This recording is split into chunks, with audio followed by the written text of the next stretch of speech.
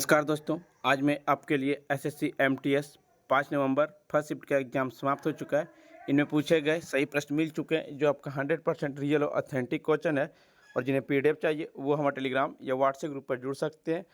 Description link दे दिया गया है।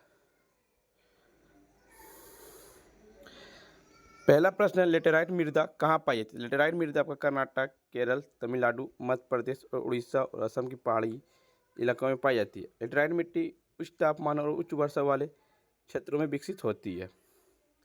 ये उष्णकटिबंधीय वर्षा के कारण तीव्र निस्खलन का परिणाम है।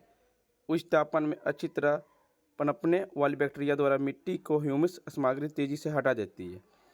इन मिट्टी में कार्बनिक पदार्थ, नाइट्रोजन, फास्फेट और कैल्शियम की कमी होती है, जबकि आयरन ऑक्साइड और पोटासियम की अधिकतम होती है। लेटेराइट मिट्टी मुख्य रूप से पश्चिमी और पूर्वी घाटी में पाई जाती है। मिट्टी मूल्यवान निर्माण सामग्री प्रदान करती है। नारियल, चाय, कॉफ़ी, सुपारी, रबड़। रोशन मिस्त्री जीता ने किस एशियन गेम्स में 1951 में रजत पदक जीता था? 100 मीटर स्प्रिंट में। केंद्रीय सतर्कता आयुक्त 2023 में कौन हुए थे? प्रवीण कुमार श्रीवास्तव। आत्माराम पांडुरंग ने किस सभा की स्थापना की? प्रार्थना समाज की। स्थापना कब हुआ? 1867 में हुई थी। इसकी स्थापना दादा भाई पांडुरंग और आत्माराम पांडुरंग ने की थी। यह आंदोलन महाराष्ट्र में धार्मिक और सामाजिक सुधार पर केंद्रित था। महादेव गोविंद रानड़े के शामिल होने के बाद प्रार्थना समाज की लोकप्रियता बढ़ी।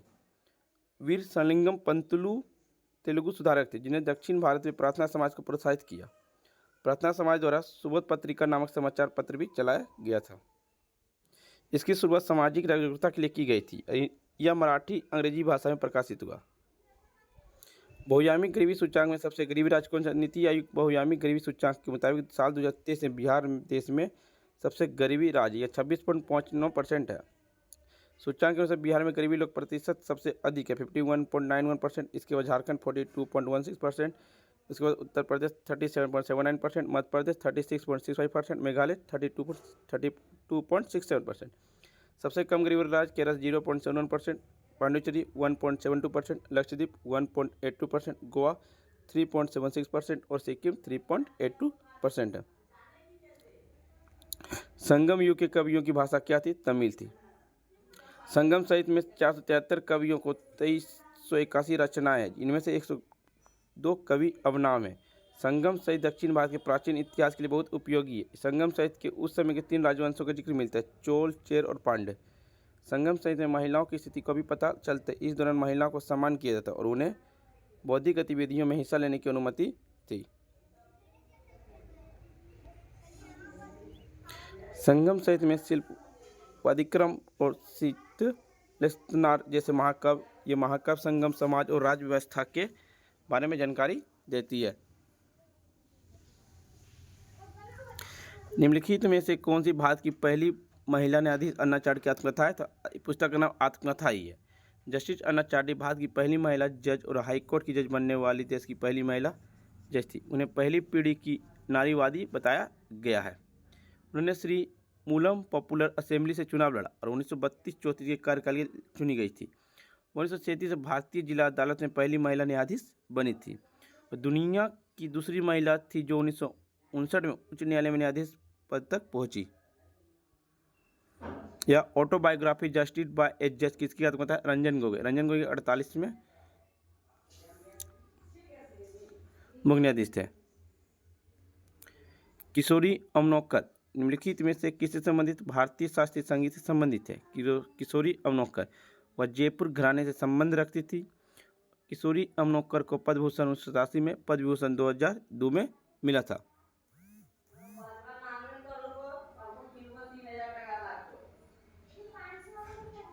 पीएम टेक्सटाइल पार्क किस राज्य में नहीं? तो पश्चिम बंगाल में नहीं। पीएम मित्रा मेगा टेक्सटाइल पार्क 7 राज्य में बनाए जाएंगे। तमिलनाडु विरुधनगर, तेलंगाना वरंगल, गुजरात नवसारी, कर्नाटक कुलबर्गी, मध्य प्रदेश धार, उत्तर प्रदेश लखनऊ, हरदोई, महाराष्ट्र अमरावती। इन पार्कों में कपड़ा उद्योग के लिए अत्याधुनिक संरचना होगी।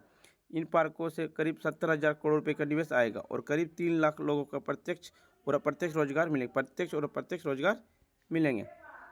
इन पार्कों में कताई, बुनाई, प्रोसेसिंग, रंगाई और छपाई से लेकर गारमेंट मैन्युफैक्चरिंग तक सुविधा होगी। इन पार्कों पर पीपी मॉडल पर विकसित किया जाएगा। इन पार्कों में केंद्र संबंधित राज्य दोनों विशेष प्रयोजन वाहन में भागीदारी होगी। कथकली किस राज्य का शास्त्रीय नृत्य? केरल का। केरल के तटों पर 300 साल से भी ज़्यादा पहले उद्भव हुआ था। एक रंग कला, नृत्य नाटक कला। कथकली में कलाकार ना तो संवाद बोलते और ना ही गीत गाते। इसमें कलाकार रंगीन वेशभूषा पहनकर कथा संदर्भ को हस्त मुद्रा और नृत्य द्वारा अभिनय करते हैं।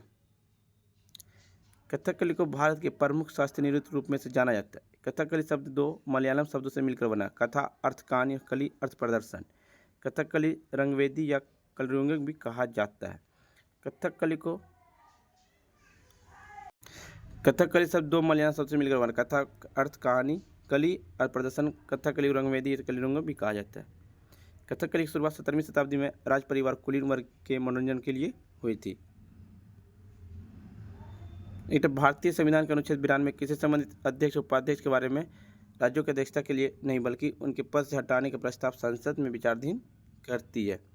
अनुच्छेद 91 डिप्टी चेयरमैन की शक्ति या किसी अन्य व्यक्तियों के कार्यकाल के कर्तव्य का पालन करने या संसद में अध्यक्ष के रूप में कार्य करना।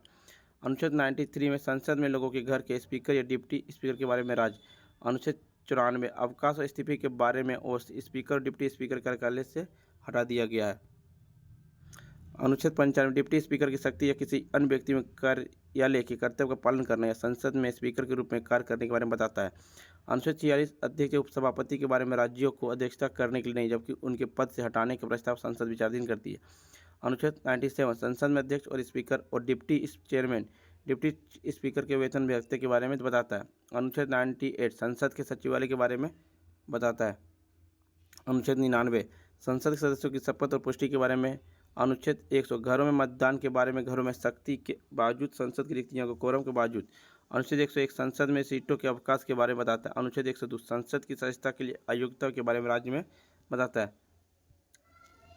अनुच्छेद 103 संसद में सदस्यों की अयोग्यता के रूप में प्रश्न पर निर्णय के बारे में बताता है। अनुच्छेद 104 अनुच्छेद 99 के तहत शपथ या पुष्टि करने से पहले बैठने और मतदान के लिए दंड के बारे में या जब संसद अर्हता प्राप्त नहीं की जाती तो यह अयोग्य घोषित किया जाता है। अनुच्छेद 105 संसद की सदन की शक्ति विशेष अधिकारों के बारे में और संसद की समितियों के सदस्य के बारे में बताता है। अनुच्छेद 106 संसद सदस्य के वेतन और भत्ते के बारे में बताता है। एक था प्लासी के युद्ध किसके बीच हुआ था? प्लासी के युद्ध आपका नवाब सिराजुद्दौला और रॉबर्ट क्लाइव के बीच हुआ था। यह कब हुआ था? 23 जून 1757 को लड़ा गया था। इस युद्ध में ईस्ट इंडिया कंपनी की जीत हुई। इस युद्ध के बाद अंग्रेजों ने बंगाल पर व्यापार और वाणिज्य पर कब्जा कर लिया। इस युद्ध में भारत में ब्रिटिश साम्राज्य की नींव रखी थी। इस युद्ध को भारत के लिए बहुत दुर्भाग्यपूर्ण माना जाता है। इस युद्ध के बाद कंपनी ने कठपुतली नवाब मीर जाफर को सत्ता दे दी थी। इस युद्ध में बंगाल की अर्थव्यवस्था पूरी तरह से बिखर गई। इसे प्लासी लूट के नाम से भी जाना जाता है। इसके बाद आपका हुआ बक्सर युद्ध 1764 ईस्वी में। परवा अत्रे किस घराने से संबंधित? किराना घराना से। पद्मश्री 1990 में, पद्म भूषण 2002 में, पद्म विभूषण 2022 में सम्मानित किया गया। उन्हें संगीत पर कई किताबें लिखी। उनकी पहली किताब स्वरमयी 1989 महाराष्ट्र स्टेट सरकार पुरस्कार से सम्मानित किया। यह इस घराने के संस्थापक अब्दुल करीम खान को जाना जाता है। किराना घराना को।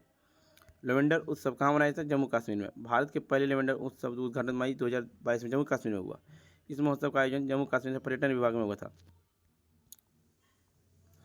इसका उद्देश्य लेवेंडर की खेती पर्यटन को बढ़ावा देना। महोत्सव में विभिन्न लेवेंडर उत्पाद जैसे तेल, साबुन, इत्र, खाद्य पदार्थ प्रदर्शन किया गया था।